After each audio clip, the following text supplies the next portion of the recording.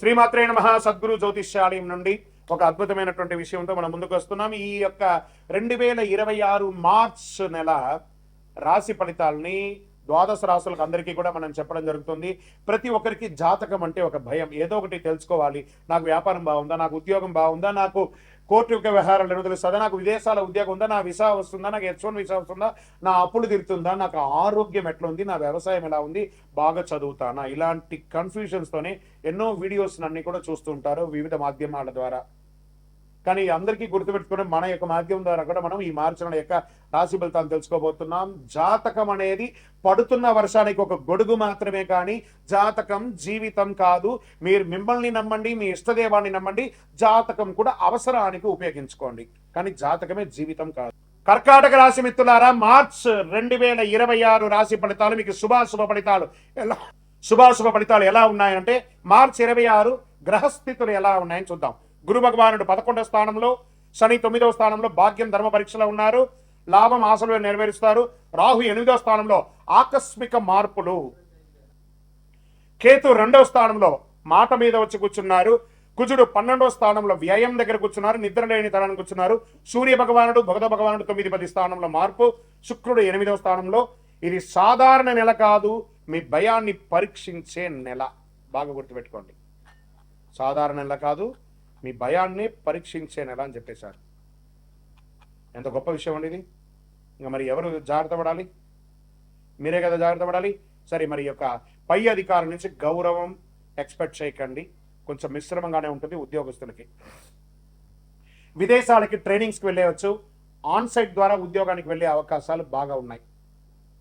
ఒక్కొక్కరికి నా ఉద్యోగం ఈ నెల ఉంటుందా ఉండదా అని ఒక అవభృతమైనటువంటి దీంట్లో ఉన్నారు. భయపడకండి, ఏమి కాదు. కర్కాటక రాశి మిత్రులు చాలా బాగుంటారు. శని 9వ స్థానంలో ప్రమోషన్స్ ఉన్నాయి, కానీ ఆలస్యంగా ఉన్నాయి. మార్చి 18 తర్వాత మంచి అవకాశాలు ఉన్నాయి. రాహు 8వ స్థానంలో ఆకస్మిక మార్పులు చేస్తున్నారు. జాబ్ మార్పులు తథ్యం. ప్రైవేట్ రంగం వారికి పేషెన్స్, కాన్సన్ట్రేన్సీ ఉండాలి కంపల్సరీగా. భావోద్వేగమైనటువంటి నిర్ణయాలు పై అధికారులు చెప్పగానే ఇమ్మీడియట్గా రాజీనామా ఇవ్వడము, రిజైన్ లెటర్ అంతా ఇవ్వడం అన్నీ చేయకండి. వాళ్ళకేం నష్టం లేదు, మీకే నష్టం. వచ్చే నెల జీతం రాదు. కాబట్టి ఉద్యోగస్తులు పేషెన్స్గా ఉండాల్సిందే, ఈ నెల ఉండవలసిందే. అది ఏ రంగం వారైనా కానీ ఉద్యోగం చేసేవారు కాస్త ఓపికగా ఉండాల్సిందే. మీ గో పక్కన పెట్టేసి అందులో ఉన్న తీసేసేయండి, జస్ట్ గో. బాగుంటారు ఉద్యోగంలో. ఇంకా వ్యాపారం చేసే వాళ్ళకి ఒక ఫస్ట్ 15 డేస్ చాలా స్లోగా ఉంటుంది. పండగ వాతావరణం స్టార్ట్ అయినాక వ్యాపారం పుంజుకుంటుంది, తర్వాత లాభాలు ఉంటుంది. భాగస్వామి వ్యాపారం కూడా చాలా కలిసి వస్తుంది. యంత్రాలు ఎప్పటికప్పుడు చెక్ చేస్తూ ఉండండి. ఇండస్ట్రీస్ వాళ్ళు కార్మికులతో కొంచెం ప్రేమాభిమానాలతో ఉండండి, వాళ్ళు మీకోసం కష్టపడుతున్నారు. రియల్ ఎస్టేట్ వారికి కాస్త మిశ్రమంగా ఉందని చెప్పచ్చు. డాక్యుమెంటేషన్ వెరిఫికేషన్లో చాలా జాగ్రత్త పడండి. షేర్ మార్కెట్ వర్గారుగా హఠాత్ లాభం అని కూడా చెప్పచ్చు. మార్చి 8-14 మధ్యలో కాస్త వాంటెడ్ ఉంటుంది, కాబట్టి జాగ్రత్త. దీర్ఘకాలికమైనటువంటి పెట్టుబడులు ఈక్విటీస్ ద్వారా చాలా మంచిదని కూడా చెప్పచ్చు. మెటల్ ఇన్వెస్ట్మెంట్స్ కూడా చాలా కలిసి వస్తుందని కూడా చెప్పచ్చు. ఆర్థిక స్థితి ఎలా ఉంటుందంటే 11వ స్థానంలో డబ్బు వస్తూ ఉంటుంది గురు భగవానుడు ఉండడం వల్ల. కుజుడు 12వ స్థానంలో ఉండడం వల్ల ఖర్చు కూడా పెరుగుతుంది.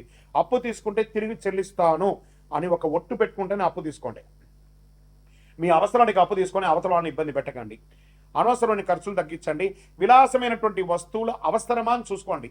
ఇప్పుడున్నటువంటి ఆర్థిక మాంద్యంలో విలాసమైనటువంటి వస్తువులు కొనడం తగ్గించండి, అదే మీకు ఒక రకమైనటువంటి లాభం.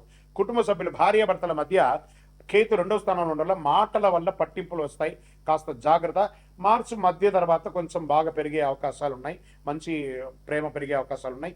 ప్రేమికుల మధ్య ఒకరి పట్ల ఒకరికి నమ్మకాన్ని పెంచుకోండి. కొత్త ప్రేమికులకి జాగ్రత్త. మీ ఇంటి పెద్దవాళ్ళని ఒప్పించి వివాహం చేసుకునే ప్రయత్నం చేయండి. మీరు తొందరపడి నిర్ణయాలు తీసుకొని రెండు కుటుంబాలని ఇబ్బంది పెట్టకండి, బాధ పెట్టకండి. ఇంకా తల్లి పట్ల ఆరోగ్యం జాగ్రత్త. ఇంట్లో ఆధ్యాత్మిక కార్యక్రమాలు, గృహప్రవేశాది పూజాది కార్యక్రమాలు చేసే అవకాశాలు ఉన్నాయి.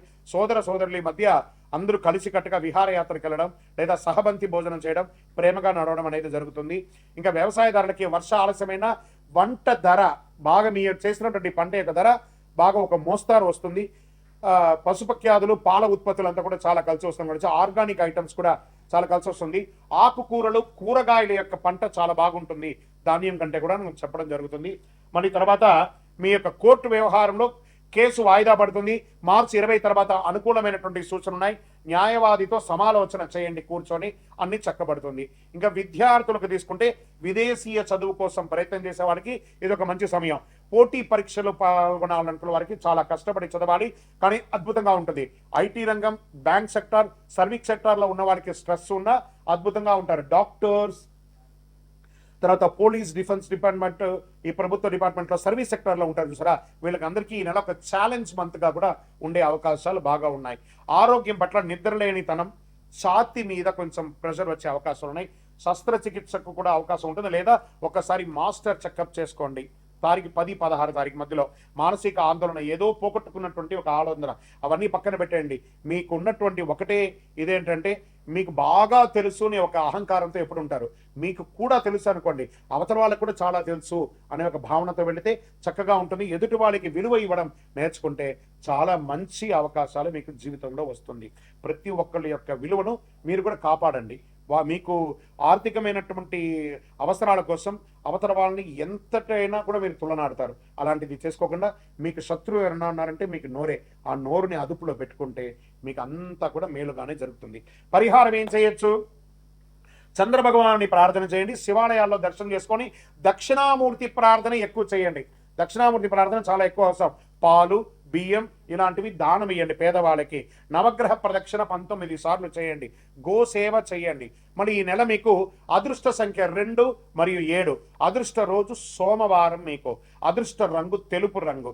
అదృష్ట దిక్కు వాయువ్య ప్రకారం మీకు బాగుంటుంది. ఇంకా మీకు కర్కాటక రాశి వారికి భావోద్వేగంగా నియంత్రించే, విజయాన్ని అందించే నెల అని కూడా చెప్పవచ్చు. మీరు భయపడితే రాహు గెలుస్తాడు. మీరు నమ్మకంతో ముందుకు వెళ్తే గురువు ఆశీర్వదిస్తాడు. ఈ నెల మీ మనస్సు బలంగా ఉంచండి. దేవుడు మీకు పరీక్షిస్తాడు కానీ వదలడు. చంద్రుని కృపతో శాంతి సౌఖ్యాలతో ఉంటారు. ఇంకను మీరు మీ యొక్క వయస్సు ఎంత ఉందో అన్ని దీపాలను మీ యొక్క దేవాలయం, ఇష్టదైవంలో, కులదైవ దేవాలయంలో పోయి వెలిగించండి. మీ వ్యక్తిగత జాతకం తెలుసుకోవాలనుకుంటున్నారా? మీ పేరు, మీ డేట్ ఆఫ్ బర్త్, మీ time of birth, place of birth, మా అపాయింట్మెంట్ తీసుకోవడానికి వాట్సప్ చేయండి, కాల్ చేయకండి. ఇంకను మీ యొక్క కష్టాలు, అనుకూలాలన్నీ కూడా సమతుల్యంగా ఉండడానికి అతి శక్తివంతమైనటువంటి కరుంగాలి మాలను ధరించండి. అన్ని రకాల దోషాలు తొలగి ఆనందంగా ఉంటారు. విజయోస్తు. ద్వాదశ రాశులందరికీ కూడా మా ఛానల్ ద్వారా చూస్తున్నటువంటి ప్రేక్షక మిత్రులకి ఉగాది శుభాకాంక్షలు. అందరూ కూడా ఆయుర ఆరోగ్య ఐశ్వర్య భోగభాగ్యాలతో ఉండాలని అఖిలాండ కోటి బ్రహ్మాండ నాయకుడు అయ్యప్ప స్వామి వారిని ప్రార్థన చేసుకుంటున్నాను. తిరుపతిలో అయ్యప్ప స్వామికి 18 అవతారముల దేవాలయాన్ని మనం నిర్మించాం. జీవకోణ అనే ఒక ప్రాంతంలో బ్రహ్మశ్రీ డాక్టర్ చంద్రమౌళి గురుస్వామి గారి ఆధ్వర్యంలో.